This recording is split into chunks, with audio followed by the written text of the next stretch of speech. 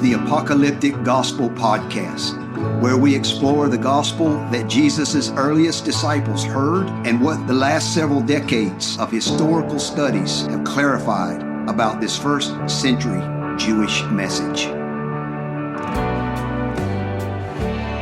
Listeners, welcome back to the Apocalyptic Gospel Podcast. I'm Josh Hawkins, and as always, I'm here with Bill Schofield and John Harrigan. Hey guys, how's it going? Yo. Hey, good to be here. Doing good. Always great to be with you guys. And listeners, we've got a good one for you today. We want to talk about Deuteronomy. And just as a quick review, on our last episode on the book of Numbers, we spent some time looking at a few specific themes, like the theme of manna and the snake on the pole and the wilderness wanderings, but we spent a lot of time talking about typology.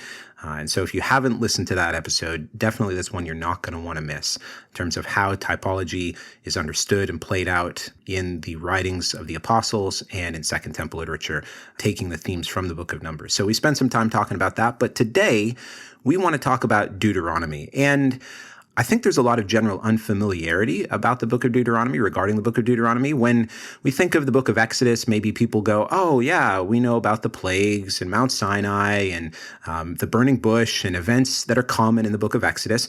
Typically, when people think of Leviticus, maybe you might think, oh, it's just a bunch of rules about sacrifices and, killing of animals and all that kind of stuff.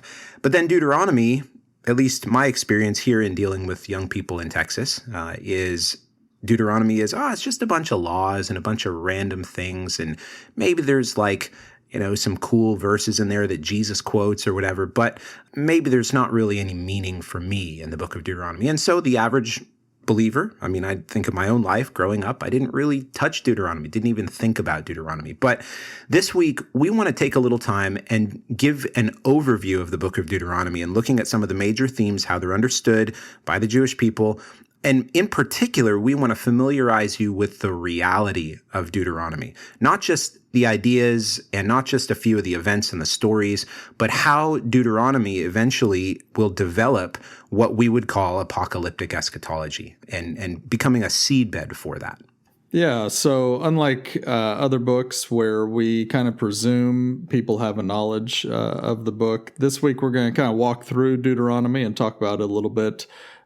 Just to give more familiarity with it, particularly the major ideas that are happening within and how those ideas kind of become the seedbed that is projected forward in Jewish tradition, in the prophetic literature, and then ultimately in the apocalyptic literature and expectations, and that those ideas remain consistent throughout. They don't change, and they're presumed in the New Testament when we read. And so the book, the name of the book in Hebrew is the Devarim, which is meaning the words, and it comes from chapter 1, verse 1. These are the words that Moses spoke to all Israel. Which is different from the Septuagint, which the name in the Septuagint is Deuteronomion, meaning second law.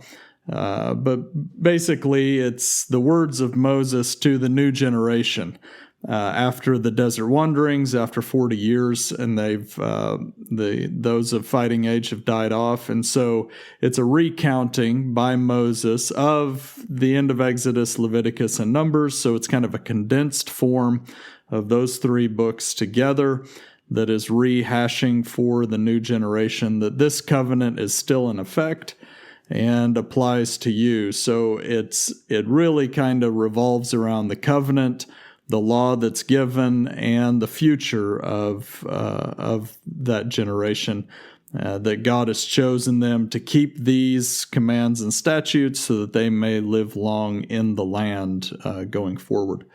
Yeah, so if we were to start off just as far as an overview, the first few chapters will highlight, partly in the text and partly just in the logic of it, will highlight a lot of the function and the reason behind Deuteronomy. And I think the significance of Deuteronomy is going to be highlighted a lot here, because what you have is, like John said, it's kind of a rehearsal of Exodus, Leviticus, Numbers, and those events, for a new generation. But it's not just that they hadn't heard them before, because it actually reframes history. It actually reframes a lot of the Exodus and Numbers stories in a way that they're not framed in Exodus and Numbers. Doesn't mean it's adding or changing the story, but it frames it in such a way so that they would look backwards and interpret history in a particular way, because it motivates them moving forward. And so what's interesting about this, and we'll talk about this in the next week or two related to Deuteronomy, but what's interesting is that this pattern is significant in that it actually becomes kind of the prophetic prototype of how you frame the oracles to Israel. And you can see this all the way up into the New Testament with Jesus, and in Acts 7 with the martyrdom of Stephen, and later with Paul, that it becomes common in the prophetic tradition at some point that in order, the way that you present the oracles of God is you first remind the nation of their history. And you frame their history in a particular way so that they'll understand the oracles. And really, this is the first time we see this happening, is with Deuteronomy, framing history in such a way so that the oracles in the latter part of the book will make sense to them. And so part of the significance is introduced right at the beginning, because it gives a brief historical review of some of the events from Exodus through Numbers. Yeah. Another really important concept that I think is introduced right at the beginning here of Deuteronomy. This is in Deuteronomy 1. And this is really significant because I think Deuteronomy, because of the way that it's typically understood as this idea of like, oh, it's just a bunch of laws and God gives Israel a bunch of things to do. And we'll talk about this a little bit later, but man, it's just so hard, and as if the point of it all was just to say, well, good luck, you can't really do it, and you got to look forward to Jesus or something. I mean, this is right at the beginning of Deuteronomy. In Deuteronomy chapter 1, verses 30 and 31, it says, "The Lord your God who goes before you is the one who will fight for you, just as he did for you in Egypt before your very eyes, and in the wilderness where you saw how the Lord your God carried you, just as one carries a child, all the way that you've traveled until you reach this place."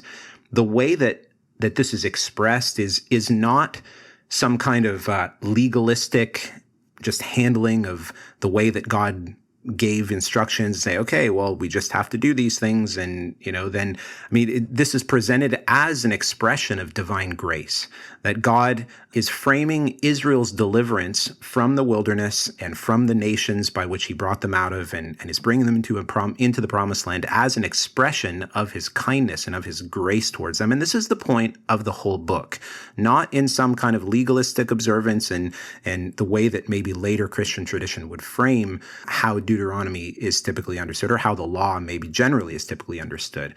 Because really this idea of law versus grace is just an anachronistic dichotomy, a dichotomy that was generated later in history. But right from the beginning here, Israel's deliverance and God's dealings with them is framed as an expression of his grace and of his benevolence and of his kindness and generosity toward them.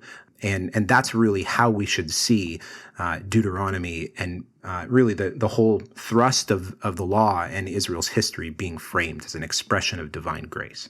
Yeah, and we'll see this analogy of father and son that'll play out a number of times in the book of Deuteronomy. So a lot of times Deuteronomy is kind of seen as the deliverance of a rule book to the nation. And it's like, there are rules, and the statutes and commands and rules are very much front and center, but the overall spirit of it is more like we give rules to our kids, because we want them to become functioning human beings that get along in society. We want them to grow and be able to have positive relationships, et cetera, et cetera. And so the same kind of feel permeates the book of Deuteronomy that is really, it's summarized after, the first 3 chapters kind of rehearses up through Numbers. Then you get chapter 4, and chapter 4 is really a summary of the whole book, in which you get God is making this covenant and giving this law that they may walk it out in the land, and it gets projected forward into the future, and that God wants them. So, for example, chapter 4, the first verse, it says, "And now, O Israel, listen to the statutes and rules that I'm teaching you, and do them, that you may live and go in and take possession of the land the Lord, the God of your fathers, is giving you."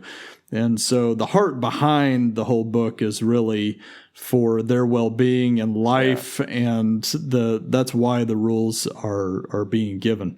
Yeah, John, that's good. The other thing that I think of when I read through Deuteronomy is that the laws are even more land-centered and specifically Jerusalem-centered than they are in Exodus, Leviticus, and Numbers. Well, Leviticus has, that's very Jerusalem-centered because of the covenant or because of the temple, but it's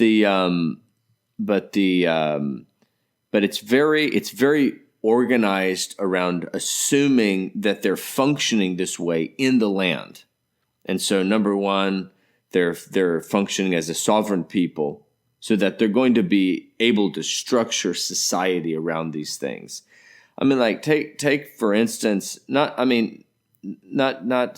instance, you have the awkwardness of the Sabbath.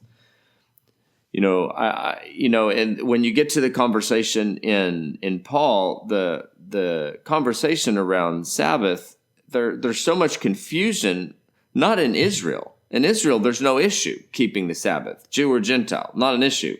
Because it's the law of the land. It's how people function there.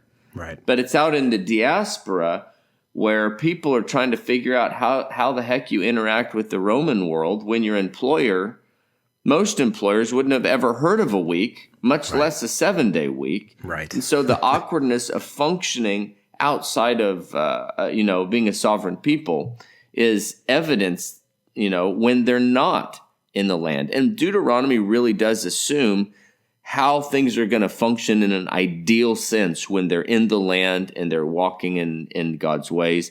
So that's a big point, because sometimes, like Josh mentioned, that kind of legalistic interpretation simply fails to acknowledge simple things like that. Yeah. If you acknowledge that it's just this is how you'll function when you're living in the land, a lot of that actually falls into place as well. Yeah. Yeah, and these three points that get emphasized over and over, the covenant, the law, and the land, they end up becoming kind of the seedbed that prophetic tradition pushes it forward, right? It begins to get pushed forward in Deuteronomy. But the prophetic tradition afterwards really takes these three realities and begins building on them in an increasingly apocalyptic way, that then the apocalyptic tradition after that and the apocalyptic literature presumes upon these three realities. The irony is that these three realities, when it's taken out of the Jewish context, end up getting extracted out of a vision of the future. And so even when there is, even when it is not like an overt, like Greek immaterial heavenly destiny reality, there's you still, if there is the day of the Lord and the resurrection of the dead and the judgment, but the three central realities around which those apocalyptic events were presumed by Jews in the first century in Second Temple Judaism, the three central realities are what are given in Deuteronomy, which is the covenant, the law, and the land. And that is the context around which the greater prophetic and apocalyptic tradition develop upon those three things. But those are just taken for granted throughout. But if you don't have, if Deuteronomy isn't the starting point for the development of the vision of the future, then you kind of lose the main realities that are presumed by everybody. Yeah, great, because it's not like covenant, law, and land are not discussed, prior to this in the Torah. But really, the way that Deuteronomy talks about covenant, law, and land is the way that gets kind of picked up on in later prophetic tradition and apocalyptic writers. So it's very, very, very important. Really is a section right here at the end of chapter 4 that plays this out or begins to project this forward into the future. I think it'd be just really cool to read these verses real quick. It's Deuteronomy 4, verse 25. When you father children and children's children, you've grown old in the land. If you act corruptly by making carved image and doing what's evil in the sight of the Lord and provoking him, he says, I'm going to call heaven and earth to witness against you. You're going to utterly perish from the land. It's exile, the idea. And then the Lord, verse 27, will scatter you among the peoples. You're going to be left few in number, and you're going to serve other gods. But from there, verse 29, you will seek the Lord your God. So the idea of return, you will find him if you search after him with all your heart and all your soul. And then verse 30, when you are in tribulation or distress, and all of these things come upon you in the latter days, you will return to the Lord your God and obey his voice. And this is Deuteronomy 4's, right at the beginning of the book, Deuteronomy 4's way of beginning to project this into the future, which then, as you said, gets picked up in the prophetic tradition, gets picked up by the apostles and Jesus throughout Second Temple literature, that forms the seedbed for apocalyptic eschatology. Yeah, because we take it for granted now. Right. I mean, that's just assumed by every prophecy teacher, every, commentary on, Matthew 24. Right. But this is really where it comes from. Right. I mean, when Jesus is talking about the Great Tribulation, did he just pull that out of thin air? No, he's talking about Deuteronomy. He's talking about Deuteronomy 4:30. Very good point. Yeah, that's great. And so the next section, next kind of significant division would be the Decalogue. So the Decalogue, again, reintroduced. And some of the details in the Decalogue are framed differently, even in a way that would basically be picked up elsewhere later on as well. So in chapter 4 you have kind of the framing of the Decalogue, and it starts off.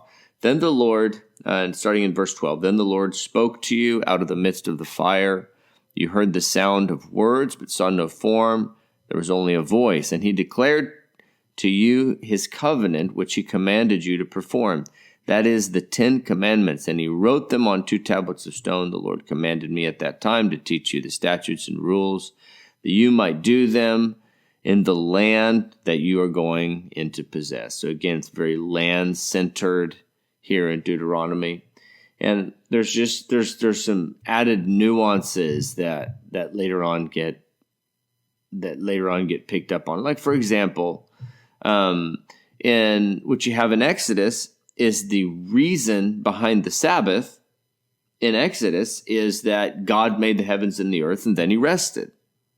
And so we should rest. And here, specifically, it has to do with a reflection on God is the one who delivered from Egypt. Yeah. That's why you should celebrate Shabbat. So in Deuteronomy 5:15, remember that you were a slave in the land of Egypt, and the Lord your God brought you out from there with a mighty hand and an outstretched arm. Therefore, the Lord your God commanded you to keep the Sabbath. So that I think I don't have it open in front of me, but I also think in the final command, you also have the added command that you don't just covet. It's not just that you don't covet your neighbor's house, you also don't covet your neighbor's wife, which then becomes a paradigm later for, like Jesus' words about lusting. It's not, you don't covet your neighbor's wife. It's just a Torah idea. So the Decalogue kind of gets mobilized and reframed a little bit according to the kind of the direction where Deuteronomy is taking things. Yeah, so in chapter 6, you have kind of the transition into the well-known, the Shema, and the exhortation that Moses gives around the 10 Commandments and the laws and statutes that are given in context to that, which most people are familiar with. So in chapter 4, it says, Hear, O Israel, the Lord our God, the Lord is one. You shall love the Lord your God with all your heart, your soul, and your might. These words that I command you today shall be on your heart. You shall teach them diligently to your children. You shall talk of them when you sit in your house, when you walk by the way, when you lie down, when you rise. Bind them on your hand, put them on your as frontlets for your eyes, write them on your doorposts, etc., etc. And so you really have, the emphasis by Moses of these realities need to be written on the heart. And this is an emphasis that you get throughout the book of Deuteronomy. I think 30 times, over 30 times, references to these laws and statutes being written on the heart. And the circumcision of the heart in chapter 10, and then later on in chapter 30, you have a real emphasis on the inward reality, which is kind of goes against the common perception that Deuteronomy is just a book of rules, kind of an embodiment of a legalistic religion with an outward form, et cetera, and that's just not the reality of what's happening. Right. I mean, where Jesus in the Sermon on the Mount, we always make the point, oh yeah, in the Sermon on the Mount, Jesus says this is a heart reality. Well, the Torah makes it a heart reality. It's not that Jesus is innovating it and saying, well, in the past it was just this legalistic observance and whatever, and now it's really about the heart. No, the point you're making, John, is from the beginning, Deuteronomy makes it about the heart. Yeah, no doubt that there may be some legalistic Jews at the time, particularly within the Pharisaical movement, and it's an outward religion. That's what Jesus is railing against as far as hypocrisy, pride, and pretense. But the way we read Deuteronomy means that we view Jesus as either a revivalist or we view him as a revolutionary. And so if Deuteronomy is pushing for an inward heart reality as the expression of divine grace for his children, then Jesus is pressing for a revivalist reality in contrast to what's happening in Judaism at the time, rather than what's happening in Judaism at the time is an expression of Deuteronomy, and Jesus is revolutionizing it, which the latter is kind of the dominant idea throughout Christian theological tradition. Yeah, absolutely. Absolutely. Well, moving on to chapter 7, I think chapter 7 is really significant in terms of how it highlights Israel's election and the point of Israel's chosenness as to why God chose them, why he set his love on them. This is just chapter 7, verses 6 through 8. It says, "You are a people holy or set apart to the Lord your God. The Lord your God has chosen you to be a people for his treasured possession out of all of the peoples who are on the face of the earth. It was not because you were more in number than any of the other people that the Lord has set his love on you and chose you. You were the fewest of all peoples, but it's because the Lord loves you and is keeping the oath that he swore to your fathers, that the Lord has brought you out with a mighty hand and redeemed you from the house of slavery, from the hand of Pharaoh, king of Egypt." And just again, an emphasis on the fact that Israel has been chosen or elected for the sake of fulfilling the covenantal promises that he made to Abraham, which is to be a blessing to them, and then ultimately that they can be a blessing to the rest of the nations, right? So the oath and the covenant that he swore, this is why God has chosen them and set them apart. And I think that, again, in the Christian theological tradition, we go, oh, well, God has a people, and that people was Israel, but now it's the church. And, this gets played out and confused in many ways, like we've talked about in the past. But here, I think the significance of why God chose Israel and how this is an enduring chosenness, an enduring election, even when the New Testament uses this phrase, election or chosenness, rather than some sort of later Calvinistic tradition, the New Testament just presumes what exists already in Deuteronomy, which is chosenness for a role, for a purpose, for the sake of blessing the nations as God swore to Abraham. So yeah, that's pretty significant here in chapter 7. That's good. And then the next few chapters, so chapters 8 through 11, basically reflect a little bit on the wanderings, and again, kind of in keeping with the role of Deuteronomy to frame the history of Israel from the Exodus onward. For the people, it basically like chapter 8 is where he really starts to be really intentional with like, think about it, guys. Think about how history went. Yeah. Think about it. What does it mean? What is it saying moving forward? And so you have chapter 8 and chapter 9 are familiar, at least little passages in there with because of Jesus using little statements in these chapters in the wilderness period when he was that the 40 days fasting in the wilderness. And so, but you have like in chapter 8, starting in verse 2, you have, you shall remember the whole way that the Lord your God has led you these 40 years in the wilderness, that he might humble you, testing you to know what was in your heart, whether you would keep his commandments or not. And interestingly, that gets kind of played forward. So here the Lord is evaluating what's in their heart, if they're going to be a people that are prone to obey or not. And by the time you get later on, and we'll talk about in the farewell and the commissioning of Joshua, the Lord says to Moses and Joshua, he goes, I already know that the purpose they have in their heart. But anyways, going on in chapter 8, and he humbled you and let you hunger and fed you with manna, which you did not know, nor did your fathers know, that he might make you know that man does not live by bread alone, but man lives by every word that comes from the mouth of the Lord. Your clothing did not wear out on you, and your foot did not swell these 40 years. Know then in your heart that as a man disciplines his son, the Lord your God was disciplining you. So basically, as a reflection, he just highlights, like, guys, you almost starved to death, but at the same time, your clothing wasn't wearing out and your foot did not swell these 40 years. And so I want you to look back and reflect that you weren't hungry because I lacked the power to provide for you. I was actually working in you to try to prove a point and to try to demonstrate something, so you would realize that you are not prepared to obey for the long haul at this point. And so basically so that they would just receive his instruction and take their life more seriously, right? But he's kind of giving him this reflection.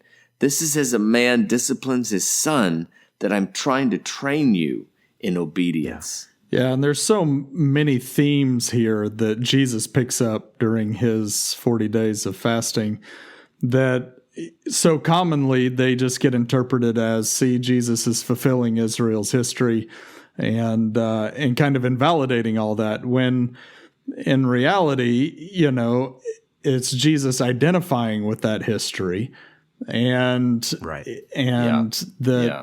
these ideas that are in Deuteronomy, he's reinforcing and confirming as Israel's Messiah, as they're being projected to their ultimate end, and that this is what he is giving himself to, trusting God to bring about, because that's what the temptations are in the wilderness. If you are the Son of God, if you are the Messiah that is going to do all of this that's laid out in the prophetic literature, then change, the rocks to bread. And so he quotes, Deuteronomy 8 here. And the point is not that somehow he's fulfilling it. He's saying the same way that God was saying in Deuteronomy 8 to those people, trust in God to bring you through.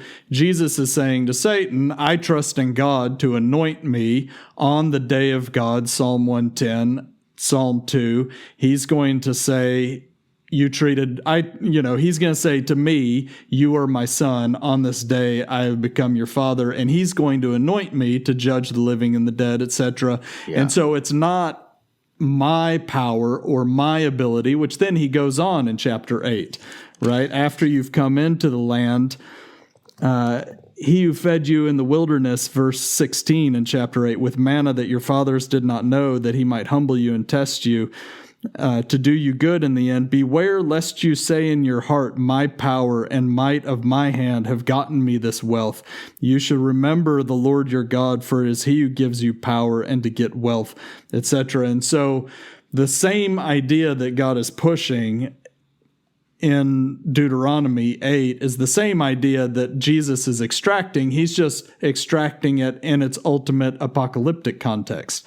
But both of them are assuming the same realities of the covenant and God's choosing of this people, his faithfulness to them, the reason he gave them the law, and the future that God has in plan for them. Right. That's a great point. Yeah, Matthew seems particularly concerned. I know we're getting off track, but Matthew seems really particularly concerned with identifying Jesus with Israel. That Jesus was particularly concerned with his identification with Israel. And I think, like you were just saying, John, that so the Lord here, or Moses here is saying the Lord treated you the way he did so that you would learn that man really is only going to live by the promises of God, by the things that have come from his mouth. And so that's Jesus' response to being tempted. He says, I'm learning the lessons of Israel in the wilderness. And that's the thing that gets anointed with power. Yeah. Right. The irony is that Gentiles take it and they do the exact opposite of what is meant. I learned that the lesson in the wilderness is nonsense, and I've moved on from it. And the power of the Holy Spirit fulfills all that and negates it all, so it doesn't all really matter anyway. That's right. And now we've ushered in the new era. Makes lots of sense. Chapter 9, do not say in your heart after the Lord your God has thrust them out before you, it's because of my righteousness that the Lord has brought me in to possess the land. Whereas it is because of the wickedness of these nations that the Lord is driving them out before you. Not because of your righteousness or your uprightness of your heart are you going to possess their land, but because of the wickedness of these nations that the Lord your God is driving out. And that he may confirm the word that the Lord swore to your fathers, Abraham, Isaac, and Jacob. Another big theme. What I'm doing is not because you guys are hot stuff. It's because of the wickedness of the nations around you, and it's because I love the fathers. Yeah, that's it. Yeah, and I think these themes also get picked up in Paul quite a bit around the issues of righteousness in light of the coming judgment, and that, Paul is pointing back, the gifts and promises are irrevocable. God has always functioned this way, Romans 4, and that it's not by your own righteousness that you're delivered from slavery. It's not by your own righteousness that you're delivered from the wrath to come. Yep. That's good, guys. Well, in our next section that we could probably chunk up Deuteronomy into, it's probably the larger section here of this book. Maybe you could say chapters 12 all the way through 26. And maybe when most people think of Deuteronomy, this is the section they think of, because there's all sorts of instructions and laws for how the society is supposed to function, how Israel as a nation is supposed to be loyal to and honor God and worship God, how leadership is supposed to function within Israel. God is setting Israel's culture and setting a foundation for how they ought to live as they're in the land. And this is really what this whole section of Deuteronomy, chapters 12 through 26, is about. Yeah, that's good. And because it does, like John mentioned above, the various themes, it does really emphasize life in the land versus life in exile, right? Life in the land, that's how you walk according to the Torah in Deuteronomy. It assumes that you're going to be living in the land. Yeah. And a lot of the themes here are really, they're to be understood that way. They're not religious. They're not religious laws. They're actually like the laws of the land. They're legal code. And like one example is, I think you think of the king in chapter 17, or the prophet in chapter 18. And these are folks in the ancient world who carried a heck of a lot of influence and power. And prophets were feared not only in Israel, but elsewhere. Like we have, Balaam, is a good example from the Torah in Numbers 22, 24, 3 and 24. But, you also have like the king and the prophet, their influence, so it's their power is generally taken for granted in most cultures. And the only real commentary that the law has on these guys is to limit their influence. Like the king, the only real laws that apply to the king are that his influence ought to be limited and it be less, you have a corrupt king and you threaten the entire culture with corruption. And likewise with the prophet, is you have a prophet that could come along, and because he shows a little oracle, everybody fears him and does everything he says. And he says, no, we cannot do that. We have to fear God only, and we have to take his law more seriously than that. And so there a lot of the book of the book really is going to be comprised of a lot of laws for society that, they also involve, some of the protocols for worship and how the leadership ought to function. But generally, the laws for society are predominant, and it assumes living in the land and having, their own sovereignty. Yeah, and I think one of the things that comes out of, on a bigger picture is that Deuteronomy creates this idea within the land that the law rules, that God rules through the law, which is no small idea. We kind of take it for granted because a lot of Western legal code is based off of Deuteronomic ideas and Sinaitic ideas, but in a lot of the world, it's just not. For example, I live in an area where the law is pretty flexible, and it comes down to the will of one guy. And if you defy that one guy, you disappear. There's like 50,000 people. They just disappear, right. And nobody knows. They're in some prison rotting or whatever. And if you want to get around the law, you can usually get around it some way. And so I have conversations with people. I've had a number of conversations with Egyptians where they just look at me and they're like, well, you don't understand. You live in a land under the rule of law. We don't live in that. There's laws, but it's not a land under the rule of law. And so that's really when you have that kind of the ancient world where the king functions with absolute power, with the prophets and the magicians around him, in light of he's anointed by the gods. Everything revolves around that person and their will, and the expression of the laws in context to that, rather than what's happening in Deuteronomy is that you have a law that's given for high and low alike.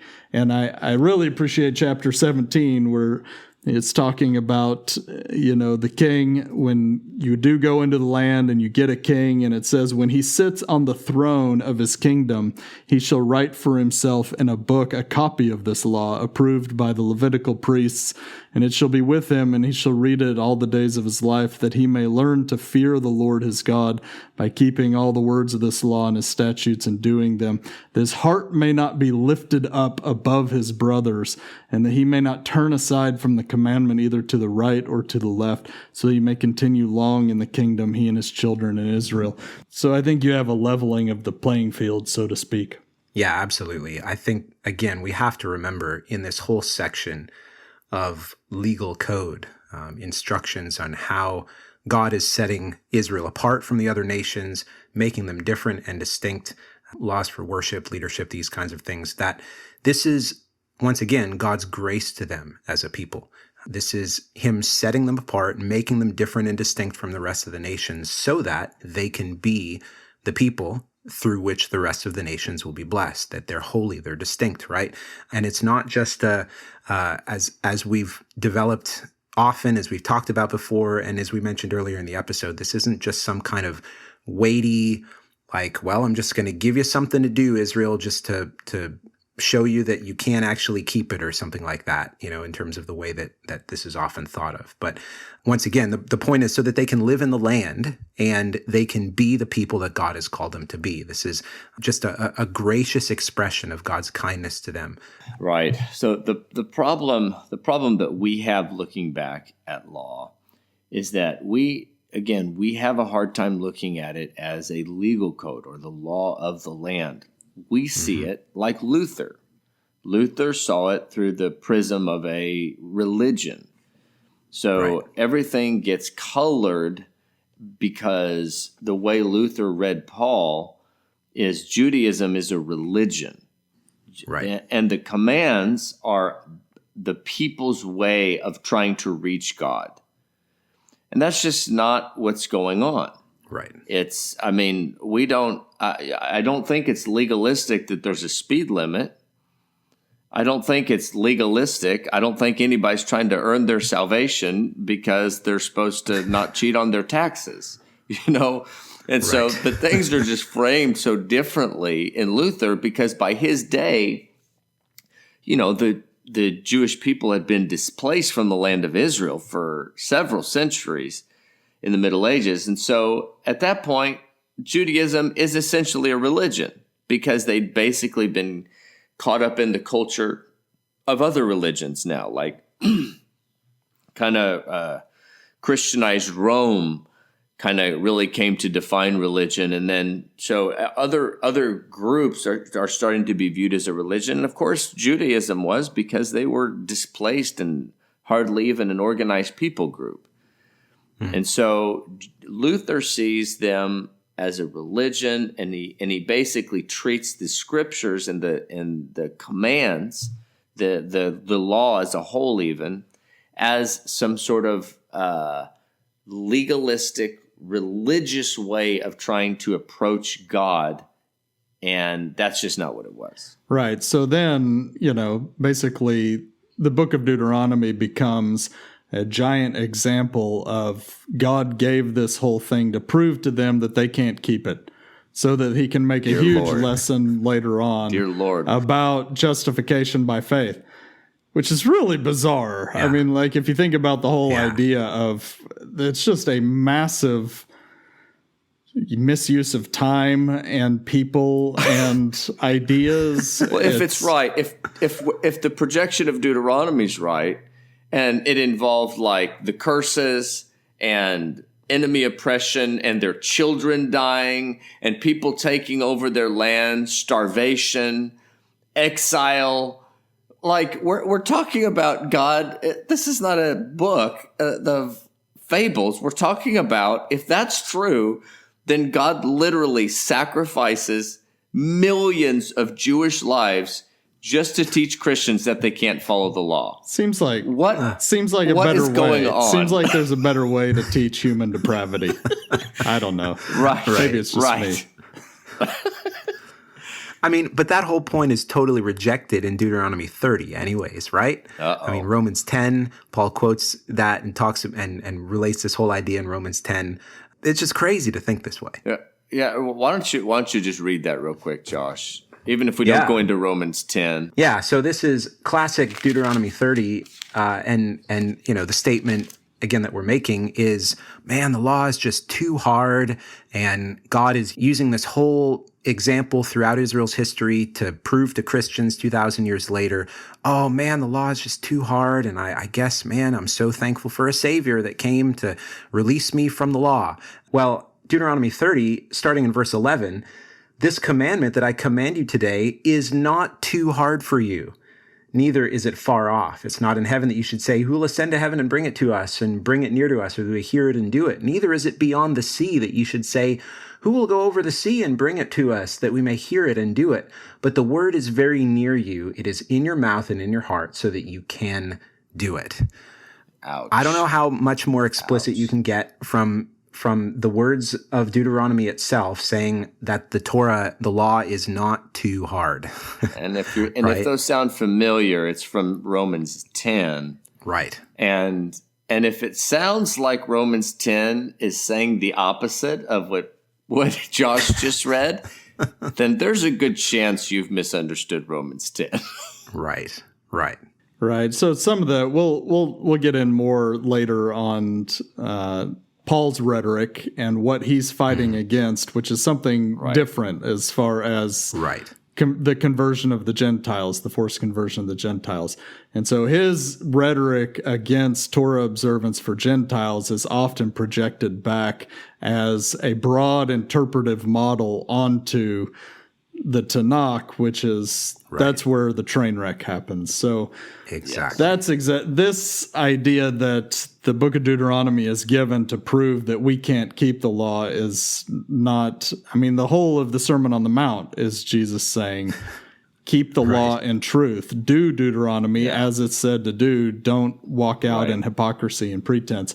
But we'll maybe in question and answer, we'll kind of talk a little bit more about Paul's rhetoric and how that plays out. Yeah, John. Well, I think if we could move on to our next section of Deuteronomy here in Deuteronomy 27 and 28, we would see the blessings and the curses, specifically in Deuteronomy 28, Mount Ebal in Deuteronomy 27. And these become massively significant in terms of how they're pressed forward eschatologically. But definitely, it's not like, even we've said in the past, it's not like these don't have meaning for the people. Again, this is as they enter the land, and if they perform and walk out the commands that God has given them, there's blessings and curses. This is common in the ancient Near East, of blessings and curses having to do with a covenant. But I think representative of these blessings and curses, you could say Deuteronomy 28 verses 1 and 2, if you faithfully obey the voice of the Lord your God, being careful to do all his commandments that I command you today, the Lord your God who set you high above all the nations of the earth. And these blessings shall come upon you and overtake you if you obey the voice of the Lord your God. And then dropping down to verse 15 of Deuteronomy 28, if you will not obey the voice of the Lord your God, or be careful to do all his commandments and statutes that I command you today, then all these curses shall come upon you and overtake you. And then dropping down even to verse 64, this is kind of a big theme that is seen throughout the prophetic literature and, of course, into the New Testament and projected forward. It's the theme of exile. And the Lord will scatter you among all the peoples from one end of the earth to the other, and there you shall serve other gods of wood and stone, which you nor your fathers have known. Of course, this is picked up in the prophetic material, like I think of Daniel 9 and Daniel's prayer, and Daniel relating back to when he's thinking, okay, I'm in Babylon, our people are in exile. Why is this the case? Well, he reflects back on the curses in Deuteronomy 28, and he says in Daniel 9, verse 13, as it is written in the law of Moses, all this calamity has come upon us. Yet we haven't entreated the favor by turning for our iniquities and gaining insight by your truth. So this is crazy, right? This is played forward in terms of the prophetic literature and into the New Testament, but these blessings and curses are just a massive part of this section of Deuteronomy. Yeah, next week we'll spend a lot more time just kind of talking out the future of this covenant and law and the breaking of it and the coming restoration and the final blessing and how that plays out in apocalyptic literature and kind of its ultimate conclusion. So yeah, that's really kind of how the book is going to end. There's a few more divisions that we could make in the book, but really you have, following the curses and the blessings, you have what's sometimes called the covenant renewal. I don't know if that's inaccurate. That's, it's just in your titles there. But so in these chapters, you kind of have a projecting forward of what it might look like with, life with, these blessings and curses on the table now. And like, for example, in chapters 27, 28, you get this sense of the blessings and the curses. They're a possibility, like they're on the table, and who knows? But after that, you have things expressed with more certainty. We'll have, later on in Joshua in a second too, but even before we get to the conversation with Joshua, like chapter 30 begins, when all these things have happened to you, the blessing and the cursing and the curses that I've set before you, and if you call them to mind among all the nations where the Lord your God has driven you. So the idea is that I gave them to you so that once they come upon you, if you'll reflect on what I said, you'll realize they came because of your disobedience. And so that's one thing to say. But so it's kind of like they're a possibility, and now they're actually, once they've all happened, then the reflection on those things is actually going to cause you to return to me.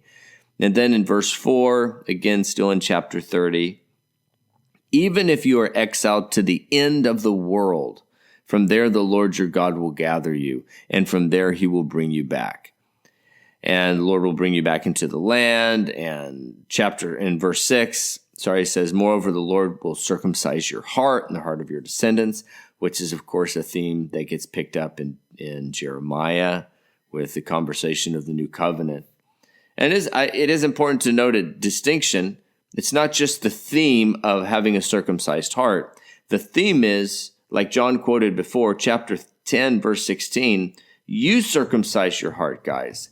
You remove the things that the obstacles that keep you from obedience. I'm giving you that charge. And then, but again, here, there's some sort of moment in the future where it anticipates God actually doing this work in them of removing the obstacles to their obedience. And we'll talk more about this next week as well. Yeah, Bill, and the same idea kind of plays forward again in the next chapter, in chapter 31, where Joshua is commissioned. And, what started out as something on the table and then seems more certain is kind of taken for granted in chapter 31. And verse 16, it says, the Lord said to Moses, soon you'll lie down with your ancestors. Then this people will begin to prostitute themselves to the foreign gods in their midst, the gods of the land in which they're going. They'll forsake me, breaking my covenant that I've made with them. So it's pretty much an inevitability at this point going forward that this is how it's going to play out. Then later on in the prophetic and apocalyptic traditions, the curses that come upon the people on the land because of the breaking of the covenant are kind of a surety that this will play out to the end of the age before the final restoration happens. Yeah. And so then that really brings us to the final section. Now, so the book really ends with the account of the death of Moses, which you may have guessed it, Moses didn't write about. And also the final blessing section, which we could say more about the final blessing, but we're just kind of, bringing up the different sections right now. But you also have chapter 32 in the Song of Moses.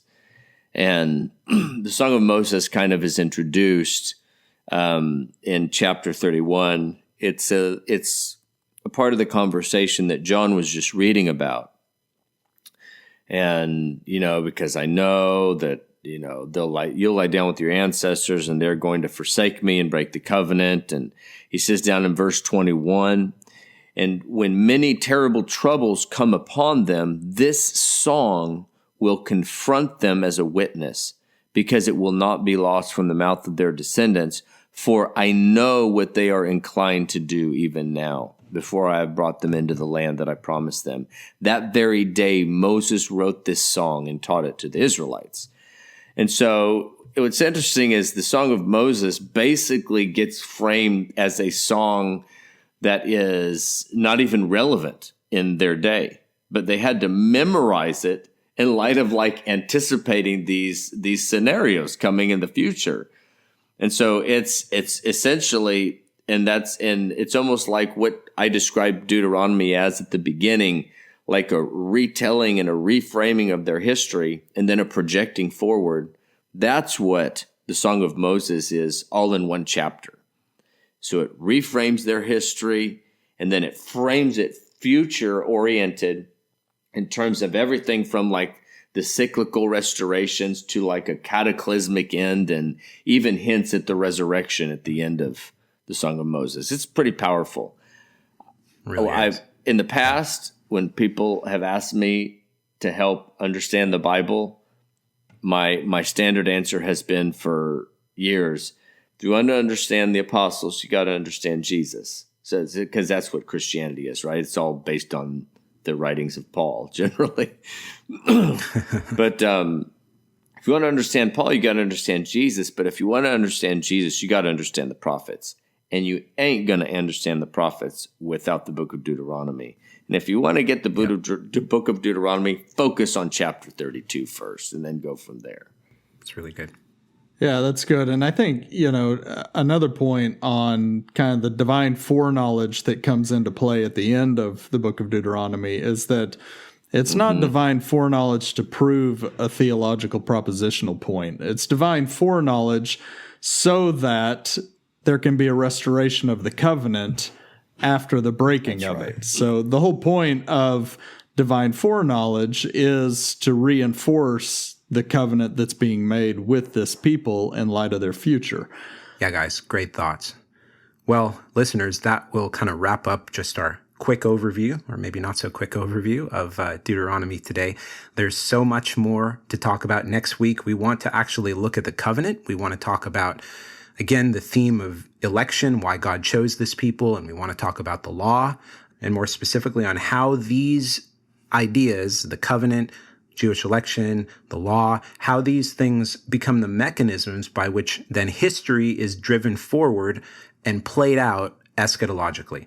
And as we've talked about even a little bit in this episode, these themes in Deuteronomy become the seedbed and the foundation for what we would call later the Second Temple literature and the New Testament would lay out as apocalyptic eschatology. And, I think you made this point earlier, John, that apocalyptic eschatology isn't based on theological suppositions. It's built on the covenant and this set of instructions given to this specific people. And God, again, has set them apart, made them distinct from the rest of the nations through these sets of instructions for the sake of bringing the promises to Abraham to pass so that they can be a blessing to the rest of the nations. And this is how it's going to be pushed forward and played out. The theme is not being redefined or reimagined or reinterpreted by Jesus and the apostles, but rather affirmed and reinforced by Jesus and the apostles. So John and Bill, great to be with you guys this week. Listeners, we hope this has been edifying and encouraging, and you're able to even open up Deuteronomy and read it now with a little bit more clarity and understanding rather than just being a set of random laws that are just too hard to keep, and praise God that Jesus fulfilled all that. Hopefully you see it a little differently now. But join us next time, and we will speak to you again then. Thanks for listening to the Apocalyptic Gospel Podcast. God bless, and Maranatha. Maranatha. Maranatha. Thanks for listening to the Apocalyptic Gospel Podcast. For more, visit us on our website at apocalypticgospel.com and follow us on Twitter at Apocalyptic Gospel.